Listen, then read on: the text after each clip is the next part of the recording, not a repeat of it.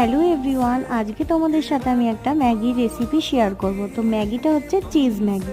ফার্স্টে দেখো, কড়াতে আমি একদম 2 কলা তেল দিয়ে দিয়েছি। তার মধ্যে আলু, পেঁয়াজ, লঙ্কা, টমেটো এগুলো সব কেটে ছোট ছোট করে কেটে তেলের মধ্যে দিয়ে হালকা করে ভেজে নিচ্ছি। হ্যাঁ, প্রথমত একটা কথা বলি, এটা আমার বরের হচ্ছে সব থেকে ফেভারিট একটা খাবার বলতে পারো।